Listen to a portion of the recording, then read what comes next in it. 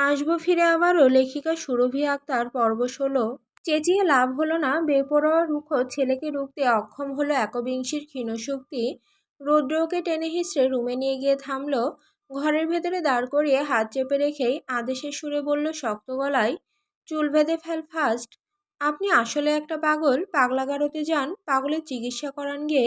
Irritating ডাইনোমুখো, এখানে কেন টেনে এনেছেন আমায়? চুল বাঁধতে বলেছি বেঁধে নে। তপ্ত আদেশের বিপরীতে জেদ করে রাগ দেখালো মেঘা। বাঁধবো না আমি, কি করবেন? ছাড়ুন, এভাবে হুটহাট করে শোবেন না আমায়। কেন ফোসকা পড়ে যায় আমি ছুঁয়ে দিলে? ঘেন্না লাগে? মেঘার তৎক্ষণাৎ ঘৃণাভরা উত্তরে দ্রুত ওর হাত ছেড়ে দিল রৌদ্র। অপেক্ষা করলো না এক মুহূর্ত, রাগ সংবরণ করে ঘাড় ডলল। মাথার পাশে সমর্পণের ভঙ্গিতে ডান হাত উঁচিয়ে বলল দাঁতে দাঁত চেপে, যা ছুলাম না তোকে এখন, তবে এমন হুটহাট স্পর্শ মানিয়ে নিতে শিখে রাখ। কজ আমার ছোঁয়ায় তোকে শিখতে হতে হবে সারাটা জীবন। এখন যা বলছি তাই কর, চুলগুলো বাদ, এভাবে মোটেও ভালো দেখাচ্ছে না তোকে। আইনো তোকে খোলা চুলে মারাত্মক সুন্দর লাগে, তবে সেই মারাত্মক সৌন্দর্য শুধু আমার চোখে পড়ার জন্য। ইউ আর অনলি মাইন, তোর রূপ সৌন্দর্য সব আমার। আমার জিনিস অন্যের জন্য উপস্থাপিত হবে না। এভাবে কারোর সম্মুখে কোথাও যেতে পারবি না তুই। Got it. যা তাড়াতাড়ি গিয়ে চুল বেঁধে হাই, লেট হয়ে যাচ্ছি আমরা। মেঘা নাক ফুলিয়ে শ্বাস টানে, রোদ্রের শক্ত করে মুচড়ে ধরা নিজের হাতটায় হাত বোলায় অপর হাতে। রৌদ্রকে চুপ দেখে আবার বলে, কি হলো, যেতে বলেছি তো, যা। যাব না। ইভারা রাগাস না আমায়, নয়তো থাপ্পড় পড়বে গালে। যদি বিয়েতে যেতে চাস তাহলে চুল বেঁধে হিজাব পরে তবেই যাবি, এভাবে খোলামেলা হয়ে সেজেগুজে নয়। কাকে দেখাবে এত সাজ? কোথায় সেজেছি আমি? যা সেজেছিস তাতেই জ্বলে যাচ্ছিস পুরো। ট্রাস্ট মি, চোখ ঝলসে যাচ্ছে আমার। আর নিচে ওই ছেলেগুলো, ওদের সামনে কেন গেছিলি তখন, হ্যাঁ? ওদের ব্যাড কমেন্ট শুনতে গেছিলি, ইডিয়েট? আমার ইচ্ছে হয়েছে তাই গেছি, আপনার প্রবলেম কি? ওরা ব্যাড কমেন্ট করলে আমায় নিয়ে করেছে, আপনার কি তাতে? বারংবার মেঘার জেদি আচরণে বিরক্ত হয় রৌদ্র। এই মেয়ে চোখে চোখ রেখে ঠাস ঠাস করে কথা বলার সামর্থ্য রাখে বেশ। টাইম লস ব্যতীত কিছুই হচ্ছে না এখানে। এতক্ষণে বাকি সব গাড়ি বেরিয়ে গেছে হয়তো। বাড়িতে এরা দুটো ব্যতীত আর কেউ নেই। এতক্ষণের কোলকাক হৈ হৈ স্তব্ধ হয়ে গেছে। রৌদ্র আর সহ্য করলো না, মেঘার হাত চেপে ধরলো আবার। টেনে কাবারের দিকে এগোলো। কাবাট ঘেটে টুকটুকির একটা হিজাব খুঁজে পেল সে। সেটাকে অন্য হাতে চেপে ধরে মেঘাকে আবারও টেনে এনে দাঁড় করালো ড্রেসিং টেবিলের সামনে। কাঠস্বরে আদেশ করলো, হিজাব জড়িয়ে নে মাথায়। মেঘার সে অবিরত তেজি স্বর, পারবো না, এভাবেই যাব আমি, ছাড়ুন আমায়। এবেলায় রাগে হাত মুঠে আসে রোদের, চোখ রক্তিম সে আগে থেকেই। এসিতেও বিন্দু বিন্দু ঘাম জমেছে কপালের ধারে। মেঘার হাত ছেড়ে নিজের চুল খামছে ধরল সে, রাগ সংবরণ করলো সেভাবেই। এক মুহূর্ত কিছু একটা ভেবে ড্রেসিং টেবিলের ওপর থেকে সব মেয়েলি জিনিসপত্র হাতে জড়িয়ে ছিটিয়ে ফেললো মেঝেতে। ঝরঝরিয়ে সব মেঝেতে পড়তেই চমকালো মেঘা। রৌদ্র মুহূর্ত অতিক্রম না করে দুহাতে মেঘার কোমর জড়িয়ে নিয়ে ওকে শূন্যে ভাসিয়ে সামনাসামনি তুলে বসালো ড্রেসিং টেবিলের ওপর। মেঘা কিছু বলার আগে আঙুল তুলে বলল কণ্ঠ চিপে, শার্ট আপ ইডিয়েট, কিছু বলার চেষ্টা করবি না, নয়তো আমার থেকে খারাপ কেউ হবে না বলে রাখলাম। যদি থাপ্পড় খেতে না চাস তাহলে স্থির হয়ে বসে থাকবে এখানটায়, নয়তো থাপ্পড় খাবি আমার হাতে। পরে ঘ্যান ঘ্যান করে কাঁদবি না তখন, বলে মেঘার দিকে ঝুঁকে আসে। মাঝখানে একটু দূরত্ব রেখে চুলের দিকে হাত বাড়িয়ে দেয় ওর। খোলা রেশম কোমল কেশদয়ের ভাঁজে হাত পড়তেই ঝিমিয়ে আসে ক্ষুব্ধতা, জেঁকে বসে সুপ্ত নাভূতি। ঝট করে মেঘার পানে তাকাতেই চোখাচোখি হয়, মূর্ত বনে গেছে মেয়েটা। সেকেন্ড কয়েকবার চোখ সরিয়ে আরেকটু ঝুঁকে যায় রৌদ্র।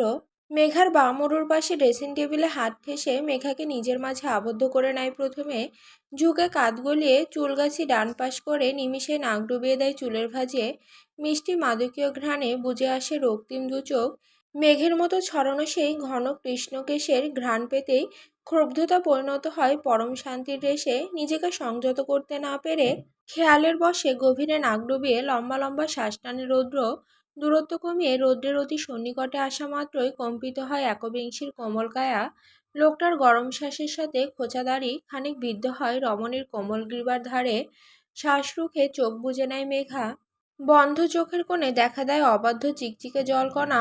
হাত ঔদ্ধত্য করে রৌদ্রকে ঠেলে সরিয়ে দিতে লোকটার পেটের কাছে হাত রেখে আলতো ধাক্কা দেয় শক্তি জুগিয়ে। তবে 1 ইঞ্চিও সরাতে পারে না, বরং হিসিয়ে ওঠে রৌদ্র। You know sweet heart, your hair smell is so attractive. কি মাখিস বলতো চুলে। এক মুহূর্ত পর সে নিজেই সরে আসে, ঢোক গিলে নিজেকে ধাতস্থ করে, দ্বিতীয়বার তাকায় না মেঘার দিকে। মেয়েটার চুলগুলো নিজ হাতে গুছিয়ে কোনো রকমে পেঁচিয়ে একটা কাঁটা দিয়ে আটকে দেয়, হিজাবটা নিয়ে পেঁচিয়ে দেয় মাথায়, খুঁজে খুঁজে পিন বের করে হিজাবের এক এক কিনারায় আটকে দেয় কোনো রকমে, যাতে পরবর্তীতে খুলে না যায়।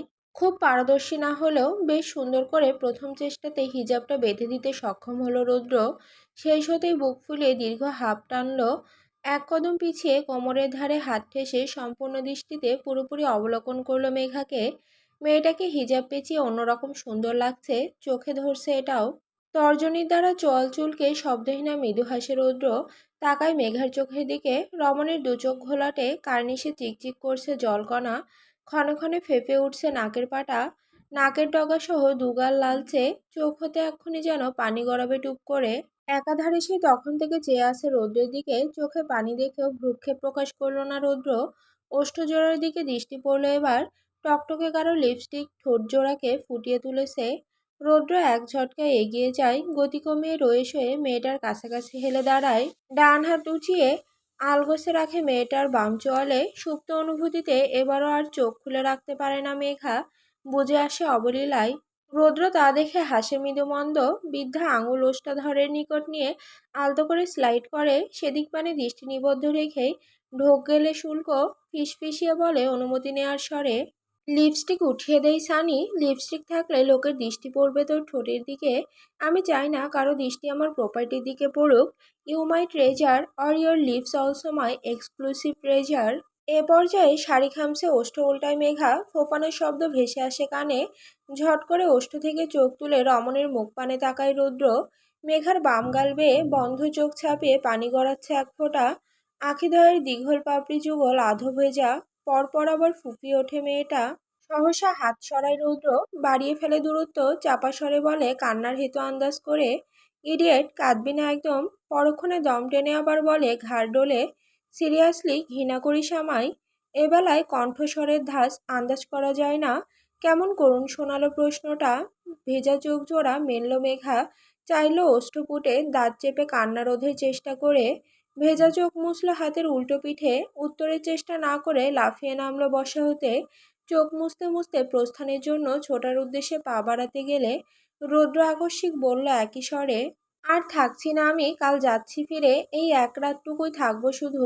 কাল রাত হতে হতে আমি পগার পার, দেশের গণ্ডির বাইরে চলে যাব একদম, তোর থেকে হাজার হাজার মাইল দূরে চলে যাব। ঘৃণাটুকু গচ্ছিত রাখবি, যদি ফের দেখা হয় তাহলে যেন এভাবে কাঁদতে পারিস আমায় দেখে, আমার স্পর্শে। সে কান্না ঘৃণার হোক বা অন্য কিছুর, এর পরবর্তী সাক্ষাতেও তোর চোখে পানি দেখতে চাই আমি। যদি না দেখি তাহলে থাপ্পড় মেরে কাঁদাবো বলে রাখলাম। বাড়িতে কেউ নেই, সবাই মেঘাকে ফেলে রেখে চলে গেছে। কেউ দ্বিতীয়বার আর খোঁজ করলো না ওর। নিচে নেমে কাউকে খুঁজে পায়নি মেঘা, পুরো বাড়ি ফাঁকা। কান্না গিলে পানি খেয়ে গলা ভিজিয়েছে মেয়েটা। যত শক্ত হতে চায় লোকটার সামনে, লোকটার অবাধ্য চাহনি আর স্পর্শের বিচরণে বারংবার মিয়ে যায় শক্ত খোলসধারী হৃদয়। মেঘা এক ছুটে বাইরে বেরিয়ে চুপটি করে উঠে বসেছে গাড়িতে। এদিকে রৌদ্রকে খুঁজতে খুঁজতে হয়রান, ঘর হতে আগে বেরিয়েছে সেই মেয়ে। পুরো বাড়িতে ওই মেয়েকে খোঁজা শেষ ইতিমধ্যে। রৌদ্র পেল না, ছাদেও দেখেছে না, পেয়ে উদ্বিগ্ন হয়ে পড়েছে বেপরোয়া হৃদয়। কাঁদতে কাঁদতে বেরিয়ে এক মুহূর্তে কোথাও উধাও হয়ে গেল ওই মেয়ে। ছটফট করে খুঁজতে খুঁজতে বাইরে বেরোলো রৌদ্র। সদর বরাবর গাড়ি দাঁড় করিয়ে রাখা ফ্রন্ট সিটে জানালার পাশে মেঘা বসে আছে। রৌদ্রকে এক ঝলক দেখা মাত্রই প্রাণ ফিরে পেল, দীর্ঘশ্বাস ফেললো, সময় নষ্ট করলো না আর। দ্রুত উঠে পড়লো গাড়িতে, স্টিয়ারিং ঘুরিয়ে গাড়ি স্টার্ট করতে করতে বাঁকা চোখে চেয়ে নমনীয় স্বরে বলল আচমকা, সিট বেল্ট বেঁধে নাও। মেঘা অনড়, শুনল না কথা, বাঁধল না সিট বেল্ট। রৌদ্র এবার আর জোর খাটালো না। ওরা বিয়ে বাড়ি পৌঁছেছে বিয়ে পড়ানো শেষ হওয়ার পর। মোটামুটি মাঝপথে সব কিছু। মেঘা গাড়ি থেকে নেমে সোজা গার্ডেনের দিকে এগিয়েছে। পথিমধ্যে কথা তো দূর, আর চোখেও তাকায়নি রৌদ্রের পানে। সায়নদের বাড়ির গার্ডেনে বিয়ের ভেন্যু সাজানো হয়েছে, উপচে পড়া ভিড় পুরো জায়গায়। মেঘা কোনো রকমে ভিড় ঠেলে স্টেজের দিকে এগোলে পাশাপাশি শুভ্র আর মেহের বসে আছে। লাল টুকটুকে রাঙা শাড়িতে রাঙা বউ রূপে সেজেছে মেহের। মেয়েটা একে স্নিগ্ধ কোমল সৌন্দর্যের অধিকারিণী, দেখলেই চোখ জুড়িয়ে যায়। তার উপর বিয়ের ভারী সাজে পুরো চোখ ধাঁধানো সুন্দর লাগছে আজ ওকে। দূর হতে চিকচিক করে জ্বলছে ভীষণ, পাশাপাশি বেশ মানিয়েছে দুটোকেই। মেহেরের ডান পাশে শুভ্র আর বাম পাশে সাফা বসে। সামনে ক্যামেরাম্যান ছবি তুলছে হয়তো। মেঘা এতক্ষণে মুচকি হাসলো, মন খারাপ ঠেলে সরালো অদূরে, ভরা গালে হাসি ফুটিয়ে তড়িঘড়ি করে এগোলো ওদিকে। স্টেজের পাশ থেকে সিরাত ডাকলা এমতো সময় এগিয়ে এসে বলল, মেঘা এতক্ষণ কোথায় ছিলি? এসেছি থেকে খুঁজছি তোকে, কোন গাড়িতে এসেছিস তুই? না আপু, আমি তো কেবলই, বলতে বলতে কথা ঘোরালো, এখানেই ছিলাম আপু। সিরাত চোখ সরু করে তাকাই শুধোই, হিজাব পরলি কখন? সাজগোজ সব ঘেটে ফেলেছিস দেখছি। তোকে কত সুন্দর করে সাজালাম আমি, যদিও এভাবে আরো বেশি সুন্দর লাগছে। এখন যা, শুভ্র বারবার তোর খোঁজ করছিল। মেঘা স্টেজে উঠলো, বসলো শুভ্রের অপর পাশে। মেহের বোধহয় কেঁদেছে খানিক আগে, দেখে বোঝা যাচ্ছে। ওর সাথে টুকটাক কথা বলল মেঘা, তুললো অগণিত ছবি। বিয়ে পড়ানোর পর মেহের এখন পুরোপুরি কাবির পরিবারের সদস্য। পুরো কাবির পরিবার মিলে একটা ফ্যামিলি ফটো তোলা হবে ফ্রেমে বাঁধানোর জন্য। সেই মোতাবেক আদ্র সবাইকে টেনে জড়ো করলো স্টেজের উপর। শুভ্রহার মেয়েরকে কেন্দ্র করে দাঁড়ালো সকলে। ওরা দুজন বসে বাড়ির দুই কর্তার গিন্নিদের ছেলে বৌমার দুপাশে জোর বেঁধে বসানো হলো। বাকিরা সবাই পেছনে দাঁড়ালো সারিবদ্ধভাবে। সিরাত আহিয়ান ওদের দুজনের কোলে, মাঝামাঝি রামিসা। মেঘাকে ওদের সাথে টেনে নিয়েছে আদ্র। এই মেয়ে বলে সে নাকি এ পরিবারের সদস্য নয়, তবে ওর কথায় কেউ তোয়াক্কা করলে তবেই তো। সবাই ফ্রেমে যুক্ত হলেও বাদ পড়েছে রৌদ্র। আদ্র ওকে আশপাশ খুঁজে পেল না। অবশেষে নিজে আসলো সে। আদ্র এগিয়ে গিয়ে বলল, রুডি, ফ্যামিলি ফটো তুলবো, চলে আয়। না তাকিয়ে কার জবাব রৌদ্রের। তোদের ফ্যামিলি থেকে আমার অস্তিত্ব 5 বছর আগেই মুছে গেছে। আমি মৃত, কাবির পরিবারের ছোট ছেলে মৃত। মৃতদের ফটো তোলা হয়েছিল কবে? আদ্র ওকে নিজে থেকে জোর করলো না আর। সে গিয়ে ইচ্ছাকৃত দাঁড়ালো মেঘার পাশে। কোথা থেকে সায়ন ছুটে আসলো এ পর্যায়ে। ও হ্যালো, আমাকে ছাড়া ফ্যামিলি ফটো তোলা হচ্ছে? আমি কি এবারের সদস্য নই? আমাকে নেওয়া হবে না এই ফ্রেমে? হাসলেন সকলে। সায়ন এবারই সদস্যদের থেকে কম কিছু নয়। আহ্লাদ করে ছলে বলে সে দাঁড়ালো সাফার পাশে। ক্যামেরাম্যানকে ইশারা করলো ছবি তোলার জন্য। ক্লিক করার আগে বাধা পড়ল। আকস্মিক স্টেজে উঠে হামলে পড়ল রৌদ্র। আদ্রকে এক মুহূর্তের জন্য মেঘের পাশে সহ্য করতে বড্ড নারাজ তার বেপরোয়া হিংসাত্মক হৃদয়। চোয়াল শক্ত করে মেঘাকে হ্যাঁচকা টানে আদ্রের থেকে দূরে সরালো সে। মুহূর্তেই ফাঁক পেয়ে দাঁড়ালো দুজনার মাঝে। আদ্রকে নিজের ডান পাশে উপেক্ষায় রেখে মেঘাকে দাঁড় করালো বাম পাশে। নিজে চিপকে দাঁড়ালো মেঘার পাশে। ফিক করে হাসলো আদ্র। মেঘা তাকালো ক্ষুব্ধ হয়ে। ক্যামেরা ফোকাসে আছে দেখে বাড়াবাড়ি করলো না কেউ। আবার সামনে তাকালো সকলে। ক্যামেরাম্যান প্রথম ক্লিক করার আগে রৌদ্র আলতো করে নিজের হাতটা বাড়িয়ে রাখলো মেঘার পাতলা কোমরের নিকট। সহসা ছলকে কম্পিত হয়ে রৌদ্রের দিকে দৃষ্টি তুলল মেঘা। রৌদ্রও তাই। সেও একস্থির হয়ে মেঘার দিকে দৃষ্টি নামালো। দুজনের কিয়ৎকালের চোখাচোখির মাঝে ক্যামেরাবন্দি হলো কয়েকটা ছবি। পুরো পরিবার আবদ্ধ হলো এক ফ্রেমে। খাওয়া দাওয়ার পালা মোটামুটি শেষ। মেহেরের বিদায় হবে ক্ষণিকের মধ্যে। এখন থেকে কেঁদে কেটে হয়রান নমনীয় মেয়েটা। বারবার নাক টেনে ফুপিয়ে উঠছে, চোখ মুছে নিচ্ছে ক্ষণে ক্ষণে। এখনো বড় বউ দুজনের পাশাপাশি বসে। সাফা আর মেঘা মিলে কোথা থেকে একটা বড়সড় গোল মিরর নিয়ে আসলো। মিররের ধার ঘেঁষে কাঁচা ফুল ডিজাইন করা মেহের আর শুভ্রর মাথার ওপর দিয়ে পাতলা ওড়না ধরা হলো দুজনকে ঢেকে ফেলে। মেঘা আর সাফা দুজনাই বসলো ওদের দুটোর সামনে বরাবর পায়ের কাছে। প্রথমে মিররটা শুভ্রের হাতে ধরিয়ে দেওয়া হলো। দর্পণ বাঁকা করে মেহেরের মুখশ্রী প্রতিবিম্বে ভাসিয়ে শুভ্রকে জিজ্ঞেস করলো মেঘা, আচ্ছা ভাইয়া বলো তো, আয়নাতে কাকে দেখতে পারছো? কাকে দেখা যায় আয়নাতে? আয়নাতে গাঢ় দৃষ্টি নিবদ্ধ করলো শুভ্র। মেহেরের আধো ভেজা চোখ জোড়া সমেত মেয়েটার পুরো নাজুক চেহারায় মন ভরে খুঁটিয়ে দেখলো এতক্ষণে। এতটা সময় ধরে এত মানুষের ভিড়ে জড়তার পুরোপুরি দৃষ্টিতে ঠিকভাবে তাকাতে অবধি পারেনি মেয়েটার দিকে। মন ভরে দেখা শেষে হাঁপ ছাড়ল নিঃশব্দে। মৃদু হাসলো। মেঘার প্রশ্নের উত্তর করলো গাছাড়া ভাবে, একটা গাধাকে দেখতে পাচ্ছি। অমনি ওষ্ঠ উল্টায় মেহের, কাঁদো কাঁদো মুখখানা চুপসে যায় আরও। এই লোক সবসময় ওকে গাধা বলে, তাই বলে এখনো বলবে? একেই কান্না পাচ্ছে ওর, তার উপর এতগুলো মানুষের সামনে ওকে আরো বেশি লজ্জিত করছে শুভ্র। শুভ্র রসিকতা বুঝে সবাই ফিকে হাসলো। সাফা ঝেড়ে বলল, ভাইয়া একদম ভুলভাল তকমা দেবেন আমার ভাবিকে। বি সিরিয়াস, বলো কি কি দেখতে পাচ্ছ মিররে? শুভ্র চোখ সরু করে বলা শুরু করলো, একটা গাধার বাম চোখের কার্নিশে এক ফোঁটা পানি চিকচিক করছে, আর ডান চোখের কার্নিশের পানি মুছতে গিয়ে কাজল ঘেটে ফেলেছে সেই গাধাটা। মাথার টিকলি উল্টে গেছে, সেটাও ঠিক করছে না সেই বেখেয়ালি গাধা। মাথার ঘোমটা পিছিয়ে গেছে একটু, আপাতত এসবই দেখতে পারছি। আর হ্যাঁ, সেই গাধাটা এখন আমার দিকেই ড্যাব ড্যাব করে চেয়ে আছে। এবার আশপাশ থেকে সশব্দে হাসির শব্দ শোনা গেল। শুভ্র কথা শেষ করে ঠোঁট কামড়ে হেসে উঠল খানিক। পাশ ফিরে মেহেরের দিকে তাকিয়ে ভ্রু নাচালো, বলল, কি রে, ঠিক বললাম তো গাধা? সায়ন শুভ্রের বাহুতে আলতো আঘাত করে বলে, আমার বোনকে গাধা বলার দুঃসাহস কে দিয়েছে তোকে? ঠিকঠাক কমপ্লিমেন্ট দে, কেমন লাগছে আমার বোনকে? শুভ্র সিরিয়াস হয় এবার, আবার তাকায় আয়নার দিকে। ততক্ষণে মেহের চোখ নামিয়ে নিয়েছে। এবার এই লজ্জাবতীকে দেখে মৃদু স্বরে বলে, সুন্দরের প্রশংসা করতে নেই, যেই শব্দের প্রশংসা করা হোক না কেন, সুন্দরের সৌন্দর্য তুলে ধরে বর্ণনায় বোঝানো যায় না কাউকে। তোর বোনকে কেমন লাগছে সেটা এক বাক্যে বা হাজার বাক্যেও বোঝাতে অক্ষম আমি। তবে এক বাক্যই শুনে রাখ, তোর বোনকে আজ আমার বউরূপে দেখে মন ভরে গেছে আমার। অন্য কিছু অনুভব করছি, যার অনুভূতি আমি নিজেও ঠাহর করতে পারছি না। সবশেষে তোর বোনকে আজ আমার আমার লাগছে। বিয়ে বিদায়ের পালা চুকে কাবির ম্যানশনে ফিরতে ফিরতে রাত্রি 11টা পেরিয়েছে। এখন ঘড়ির কাঁটা প্রায় 12টার ঘর পেরিয়ে 1টার ঘর ছুঁই ছুঁই করছে। বাড়তি সব ঝামেলা মিটিয়ে শুভ্রকে এতক্ষণে পাঠানো হলো উপরে। বাকিদের দেখা নেই, শুভ্রর ঘরের সামনে সবাই ওত পেতে অপেক্ষা করছে। তাও ওর অজানা নয়। ধীর পায়ে একা একাই উপরে উঠল সে। ওকে আর সঙ্গ দেওয়ার কেউ নেই, যা ভেবেছিল তাই। ওর ঘরের বাইরে 7 মাথা এক হয়েছে। মেঘা, সাফা, আদ্র, সিরাত, আহিয়ান, সাবা আর পিচ্চি আয়াস। দরজা আটকে ঘরের বাইরে 7 মাথা এক করে বন্দি ফিকির আটছে ওরা। শুভ্র শ্বাস টানলো, বুক ফুলিয়ে ঘাড় উচালো, গম্ভীর ভাব টেনে ধীর পায়ে এগোলো। ওকে দেখা মাত্রই স্বাভাবিক হলো সপ্তপাণ্ডব। একসাথে একে অপরের দিকে চাওয়াচাওয়ি করে সকলে গলা খাকারি দিল, ঠোঁট কামড়ে চেপে নিল হাসি।